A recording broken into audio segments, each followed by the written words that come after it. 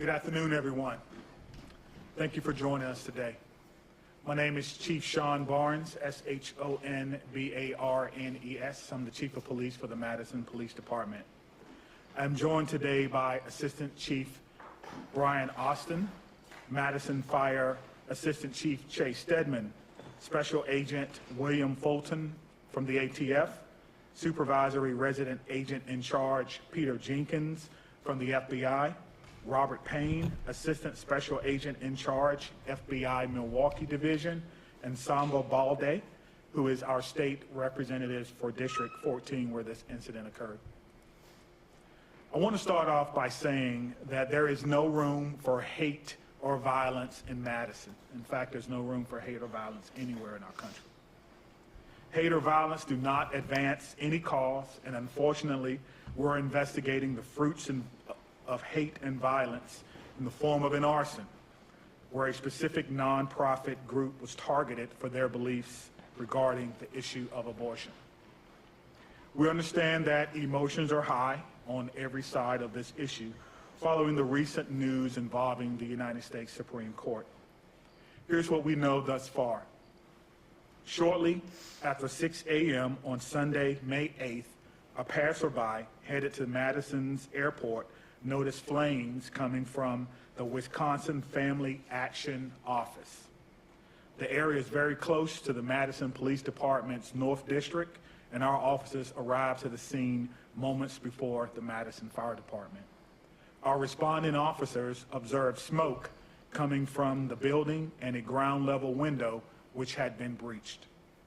Madison Fire Department was able to put out the fire within 5 minutes after their response. Special thanks to our fire department. Fire investigators located an incendiary device, sometimes referred to as a Molotov cocktail, inside the office. We're still working to determine what type of accelerant was used in these devices. We collected multiple pieces of evidence from the scene, and these items were turned over to our federal partners for processing. As much as we wish we could be able to solve this case today, the forensic process must take time, and we must now wait for those results. While we wait, we are combing the area and searching for digital evidence. We're asking people to call us if they have information regarding this incident. No arrests have been made at this time. We're encouraging anyone with additional information to call our Crime Stoppers number. That number is 608-266-6014, 608-266-6014. But most importantly, if you see something, say something. If you can't remember that number, please call 911 if all else fails. Now we have time for a few questions, but please keep in mind that this is an active investigation, and I will not be disclosing any of our investigative leads. Are there any questions for myself? Sir, your release here, the written release is that there were several device sets, plural. Receiving graph says one Molotov cocktail. Are there multiple incendiary devices that were unleashed on this building, or was it one? We found two. Two Molotov cocktails? That's correct. Is it believed that that fire was caused by that second device that was located on the premise? That's part of our investigative process. We're not exactly sure if that actually caused it, but that will be part of the investigative process. Chief, do you have any suspect or suspects at this point? At this time, no arrests have been made, and we do not have any suspects at this time in custody. Any video evidence, any surveillance video, any clues that have assisted you in the past 24 hours? Yeah, certainly we're combing the area looking for any video evidence, or what we call digital evidence. We ask our community that if you've seen something, please give us a call. If you have a business that may be near this area, please give us a call and let us know so we can come by and maybe take a look and see if we can find some evidence of who may be responsible for this. For the federal agents, how big of a problem is this at the state level? Have other abortion clinics or pro-life groups been targeted in Wisconsin? At this time, we have no further leads on any things that have occurred of this nature in the state of Wisconsin. This is our first one that we're responding to with our state and local partners and our federal partners, ATF. And again, I mean, we're looking at this from the lens of this is First Amendment protected right. People have their opinions. And when we violate that, and we use a criminal activity or violence in that nature, the FBI and our federal authorities will look at that for all federal statutes in which to investigate. What federal charges may come up with this? It's an ongoing investigation, sir. We're in communications currently with the Western District United States Attorney's Office and discussing that as the investigation unfolds. And is a potential hate crime charge or an answer being discussed either at the federal or state level at this point? At this time, sir, no further comment. We would have to take this as the investigation unfolds. And we will use any and all federal statutes available.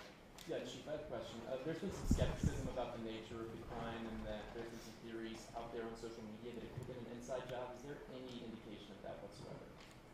I have no indication that this was an inside job. The person who owns the building wasn't there at the time, and so I don't know. And there's always going to be conspiracy theories around these things, but I can tell you that there's no place in Madison or anywhere else for this, because it could have gone differently, I think, if someone had been there. So no, I have no information that that's true at all.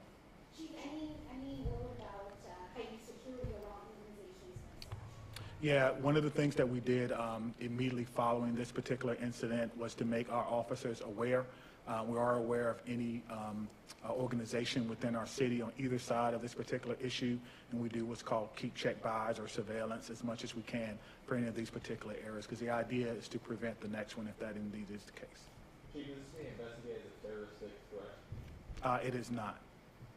Chief, can you give us perspective history as far as acts of violence or potential graffiti that have targeted both sides of this debate? To my knowledge, since I've been here, I've only been here for about a year and a half, this is the first that we've had. I think that the recent news from the Supreme Court has certainly heightened people's awareness of this particular issue, but I do not have any information about that. I can do some research and I'll get back with you on that. But I don't think this is something that we see often a lot here in Madison. What's your message to Madison residents today? Sure, the message to Madison residents is that there is no place in Madison for any type of hate speech, for any type of violence or any type of property destruction to advance any cause. And if you're thinking about doing something like that, I would recommend that you not.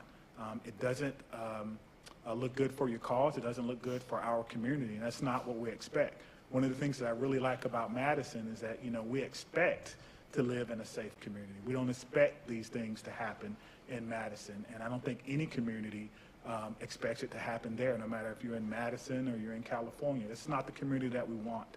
And so my message is, if you know something about this, please give us a call so we can make sure that those persons who are responsible are held accountable. And if you know someone who may be thinking about doing something like this, please give us a call as well so we can prevent it. The best way to respond to crime is to prevent it in the first place. Will this for sure be federally charged? I cannot answer that question, whether it will be for sure federally charged. Are you aware of any additional threats at this time? No, I'm not aware of any additional threats.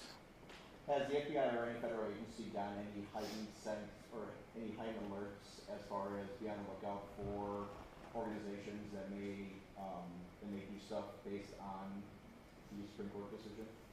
Not at this time, sir. Chief, given what you know and what you've seen so far, how difficult is this going to be to solve and to find people who did this? Yeah, it's a hard question to answer. I mean, we solve cases, based on forensic evidence, digital evidence, and most importantly, through the cooperation of our community. And we have a great community here in Madison, so I do anticipate that we will be able to solve it. We want to take our time and make sure that we do it correctly. This is for the ATF, the Molotov cocktail that was used, or actually both Molotov cocktails. How dangerous is that as far as igniting the entire building? Is it pretty? We won't comment on that. Okay. Thank you so much. Special Agent, can you see your name? Spelling and title. Yes. Assistant Special Agent in Charge, Robert Payne, Robertpayne, FBI Milwaukee. Thank you. Thank you all. Thank you.